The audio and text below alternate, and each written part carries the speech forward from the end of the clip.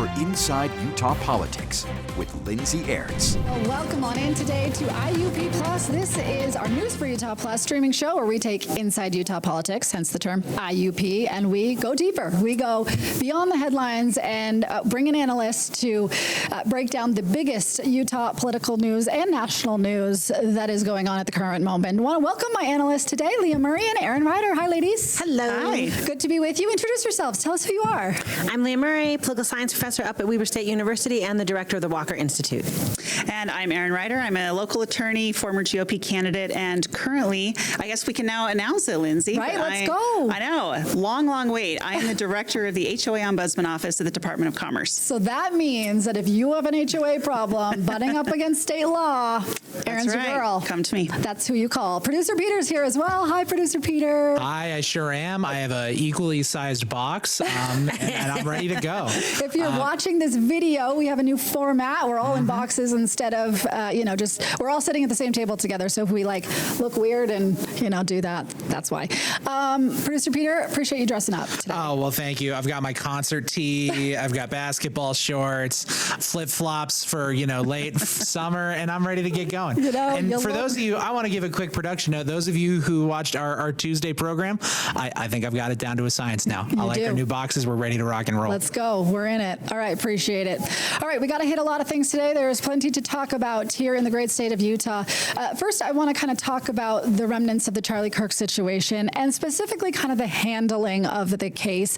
Leah and Erin, I want you to sort of talk about the FBI's handling of this case. We know that Kash Patel and some of his deputies came into Utah, really sort of, tried to make this was a federal issue on top of being a local and state issue. But we saw some kind of, I guess you could call them missteps with the FBI, although the FBI doesn't believe they're missteps.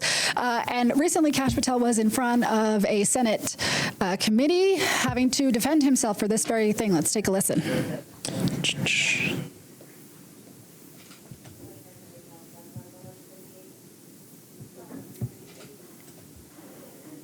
Sorry, Peter, I put you on the spot. Announcement that the suspect was in custody. We got our man. It turned out that was not true. In fact, I think that was about 27 hours before the person now in custody was apprehended. Why did you make that statement? Thank you, Senator. Appreciate you letting me address this. What the FBI does is not just locate and find suspects, but we also participate in eliminating subjects. And what we had at the time was a subject in custody in relation to this investigation. So in my commitment to work with the public to help identify subjects and suspects, I put that information out. And then when we interviewed him, I put out the results of that. And could I have been more careful in my verbiage and included a subject instead of subject? Sure, in the heat of the moment, but I was doing the best I could. In all candor, I don't quite get that, because if we have our man, that would suggest to the public that everybody can rest and relax and not then continue to provide information to local law enforcement and to you. Well, so that was a mistake. I don't see it as a mistake. I see it as something working with the public to identify that there was a subject in custody. If you put out a statement that says we've got our man, and in fact it turns out that you didn't have your man, that's not a mistake? But that's not what I said. So, okay, so there you go. That is how Kash Patel was defending himself in front of the Senate. Ladies, your take here. How did the FBI do handling this case, in your opinion? Well, a little bit, I just want to say, I absolutely agree with the senator there that when we were initially told they had caught a subject, I did not catch the nuance that maybe it was just, we think we have a subject. I actually thought we have the person in custody. And the texts that were going back and forth between myself and other people who work on college campuses, all of whom were very scared last week, felt like, oh, thank goodness, we actually have the subject and we can all kind of relax. And then to find out, oh, no, we don't. And then it wasn't even just the first time. They actually then claimed they had another person in custody, so that we all were like, oh, now they have it. Oh, no, we don't. And a little bit that was, added to the turmoil, if that makes sense, made that day harder. So your perspective, sorry, Erin, did Kash Patel handle that the right way? I don't think so. I mean, or the point is, if he thought he was giving the public information that made us pay more attention by saying that they had caught somebody, I'm not sure he achieved his goal. Sure. Erin, go ahead. I think this highlights the difficulty of communicating in a situation like this in a world of the internet and in a world of social media, because there was so much flying out there all over the place, so much information, most of it was wrong. And then to have the FBI on top of that saying, we've got a guy, oh, he's not the guy. Well, we've got a guy, well, he's not the guy. Like, that doesn't actually help. It just breeds more misinformation. It breeds more of the, like, I don't know what's happening. I don't know what's going on. Maybe Kash Patel didn't appreciate that going into this, and the nuance of using a word like we have a person in custody instead of we have the person in custody, that's going to get lost in the social media world, right? So if anything, I think this highlights that if a situation like this were to arise again, then we need the FBI, we need the people in charge of this to be a little bit more mindful, maybe a lot more mindful about how they're going to run this investigation. Because to me, it looked like the FBI didn't have a clue what they were doing, and they were kind of running around like chickens with their heads cut off. Whereas you had, and that was contrasted next to someone like Governor Cox, who looked so poised and so confident and so in charge throughout that entire process. And Kash Patel did not convey that, and that's not what you want from the guy who's running the FBI. So the other issue here is Patel says that at his direction, they released the photos of the suspect. And we now know, according to prosecutors, that it was the suspect's mother who identified him from those photos. So one could argue that if it's true that at his direction he did that, that was very helpful in catching the subject. Do you guys see it that way, or how do you see it? I mean, a little bit, and I'll just be flip. My response was it was family and local law enforcement that managed this whole case, and a little bit, and I did say that. So I have colleagues who teach crime scene investigation, and I said something flip like that, right? The FBI wasn't helpful at all. And they said, no. To be fair, resources were brought in, right? And the way that they manage investigating the crime scene, all of that was helpful. All of that was important. So I want to like dial back my own feelings about it. I thought this is local law enforcement. The FBI didn't help at all. I'm not sure Kash Patel helped at all. Yeah, I think that's actually a pretty good way to say it. It looked like Kash Patel didn't know what he was doing and that he was out of his league very quickly. Maybe that's not true, but that's certainly how it appeared. And I think the FBI was helpful. I think that the decision to release those photos, if that came at the direction of the FBI, great. I mean, if that's part of what helped lead to the capture of, the suspect, great, then that's terrific. And that's what we really, that's the outcome that we needed. But it didn't look like Kash Patel knew what he was doing. So it's not just the Charlie Kirk situation Patel was grilled about from senators. There's also issues of firings within the FBI and some of his other handlings of high-profile things. Do you guys think anything happens to Kash Patel in the wake of sort of all of these situations that he's dealing with? I don't know, right? Yeah, a little bit. So I would be very wary of trying to predict Trump administration officials. I do think some of them last longer than I would expect, right, based on things that we see, and others of them get fired in ways I wasn't expecting. Like I would not have predicted how quickly Elon Musk left that administration, right? So a little bit I want to say I don't know that answer. Yeah, I think the fact that we ultimately have the guy or who were, innocent and the suspect, the alleged killer. The suspect, right? Yep. But if we have the guy at this point, if it feels like it's more or less wrapped up and that the FBI's role in this accomplished what needed to be done, I don't know that there's much. It's sort of the end of the story in that sense, right? Like it's different than if this dragged on for months and months and months and the FBI was just bungling things all over the place. So I don't know. Okay, so some very I don't know answers there. No one wants to take a position. Like Leah said, it's hard to predict. I mean, you never know where this is going to go. Peter, chime in here. For what it's worth, just to offer some context from the administration's point of view, President Trump was asked about this on Monday. Granted, that was prior to this Senate hearing, but his statement at that time was that he has full confidence in Director Patel, and in fact applauded him for the timeline that the shooter was brought into custody. He said it easily could have taken 4 or 5 days. He was very impressed with that 33-hour figure. Well, there we go. Okay, I guess we'll leave it there for today. Something else related to the Charlie Kirk shooting that I wanted to bring up was right here in our own backyard. A state senator from the good city of Riverton, Dan McKay, is raising money for a memorial on UVU's campus. So, Leah, I'm going to start with you here because this is your wheelhouse. He's so far raised $75,000 according to his Twitter post, his X post, excuse me. But what happens if UVU doesn't want a memorial on their campus? Oh, that is a really good question. I wasn't expecting you to ask that, Lindsay. So I think they will be accepting of a memorial on their campus, right? So generally, I think it is the case that this was a traumatic event. I want to use the example. I went to Syracuse University back in the 1980s. Students were killed when a plane was hijacked and was crashed, right? So that was a horrible thing that happened in over Lockerbie, Scotland.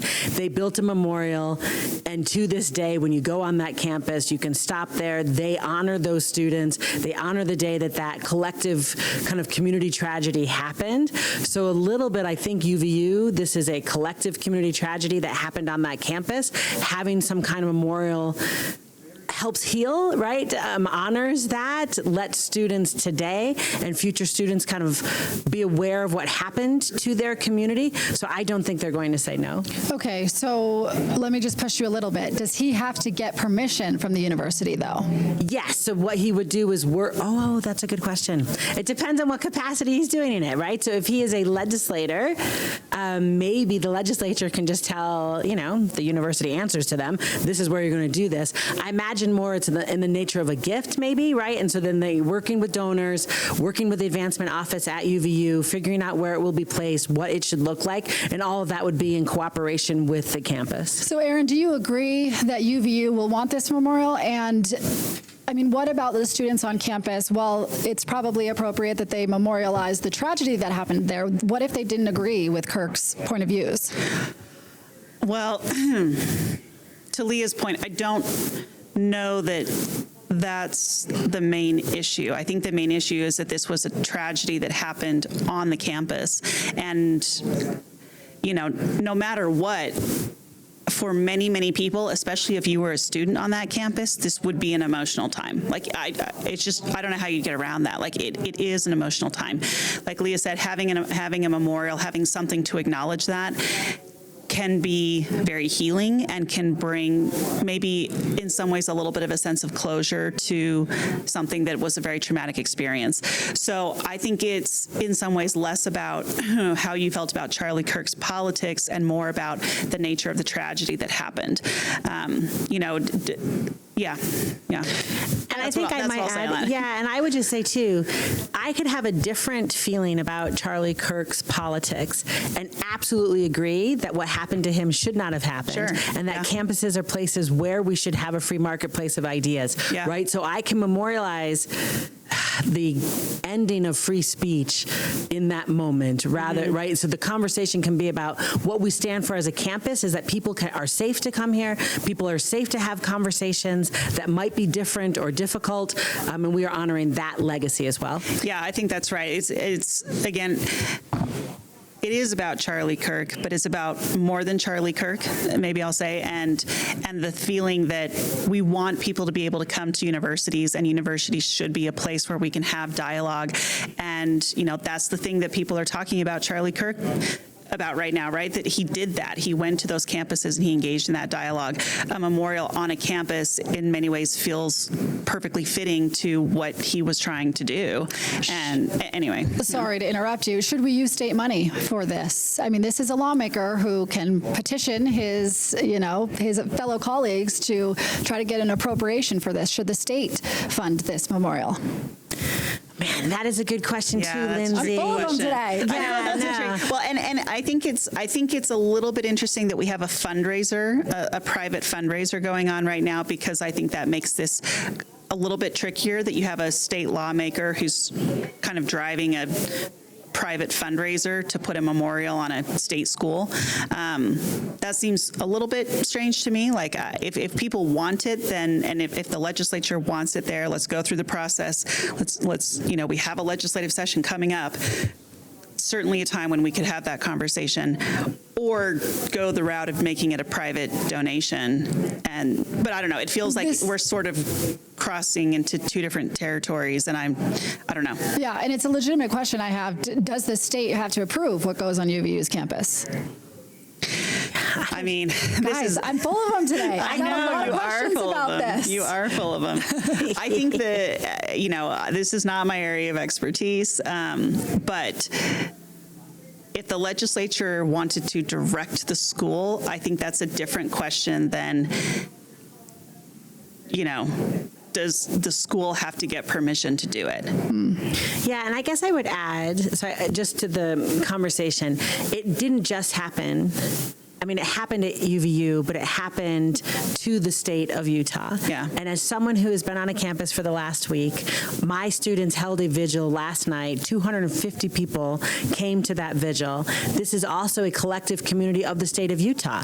So to a certain extent, to answer your question, I'm not going to address whether funds, funding streams should mix, but to a certain extent, if the state wanted to say, we want to honor something that happened in the state that was collectively tragic, then I don't know that I have a problem, right, with them directing state funds in that regard. So I think, however it happens, probably I think it's okay. Okay. Well, we shall see. Now, there's no indication yet that Dan McKay is going to take state money. It's a question I would have for him, and I've sort of jokingly asked him via text before, but he declined to answer. So, I actually, a fun fact about this story, he was talking with some of these private donors on a kind of secret Twitter chat, but it was a public Twitter chat, and I got notified of it, and so I just jumped on, and I heard him talking about kind of what he wanted to do, and so then I texted him in jest and said, I know what you want to do here, and he was like, okay, cool, what do I do with this information? So anyways, we will check in with the good state Senator Dan McKay and see what he wants to do here. Okay, you guys, let's switch topics to a major issue in our state, which is redistricting, and as we speak today, we now know who is on the legislature's redistricting committee. And we also know when they are going to meet to kind of discuss these maps. And the answer is they'll have two public meetings, Monday and Wednesday next week. If you're watching this as of this Thursday, they'll meet Monday and Wednesday next week. And then by Thursday, we will have maps. There's a 10-day public comment period after that where people can weigh in on the maps. And then October 6th, there is a special session, which I reported days ago, by the way, the legislature will vote on which map they then send to the judge to get approval to make sure that it followed the criteria of Proposition 4, which was an anti-gerrymandering voter-approved initiative. So, ladies, with all of that as the background, what do you expect to see next week? Excellent maps. What does excellent mean, dear professor? I want there to be a district that allows kind of the Wasatch Front to have some representation, and then some districts that allow our rural areas to have representation. So that a little is different than what we have right now. Yes, I am rooting for, what are we calling it? The donut.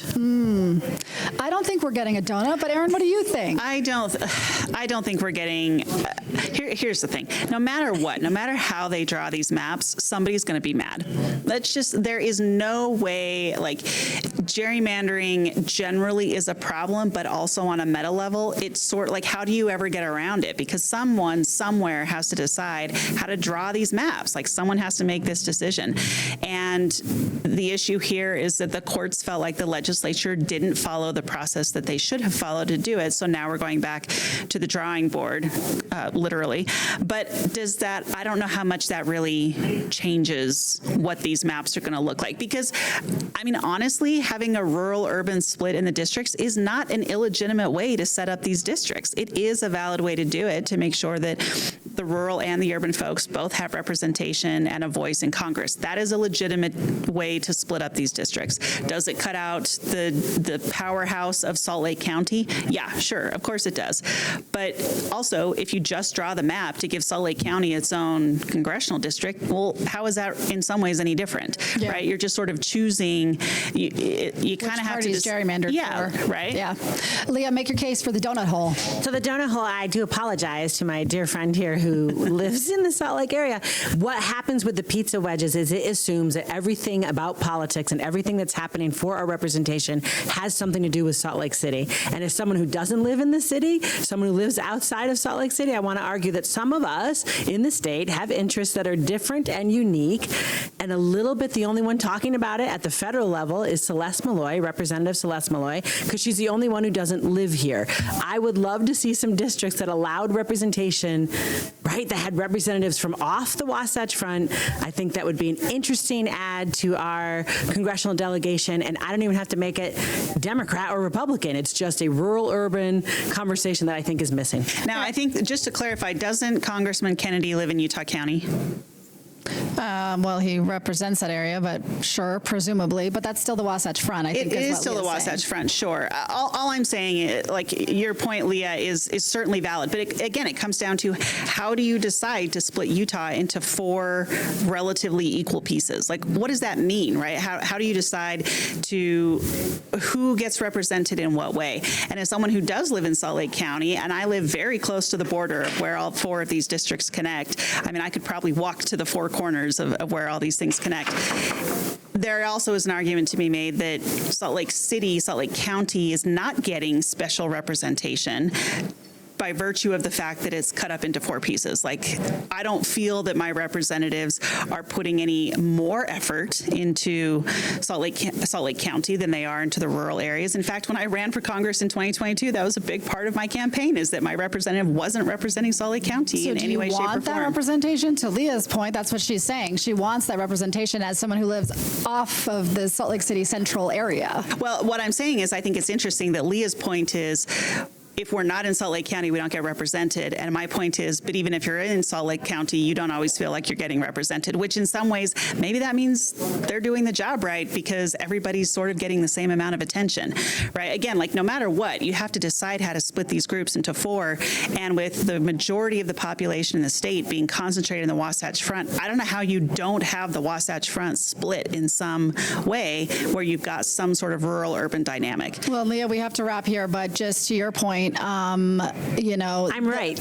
No, I'm not saying that. I'm saying the legislature. That's not the last word. The legislature argues that a pizza pie allows for some rural and some urban because we're also interconnected, right? Our water issues impact Salt Lake. I totally respect that, and the United States Senate does that job. So we have 2 senators who represent the entire state that have both the rural and the urban inside of their districts. House representation does not have to be like that. It should be more locally, I think, should be more locally designed. Well, we will see what comes out next Thursday. Make sure you stay with us here on IUP Plus because we will break down these maps, probably put them on a big screen and break them down for you. So Leah Murray, Erin Ryder, thank you so much for your perspectives today.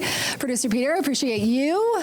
And I always appreciate y'all. Thank you so much. It is good to be with for doing you. the heavy lifting here. I get to sit pretty. Listen, none of us know how to push the buttons, so we need you. Let's just put it that way. All right, we will see you next time.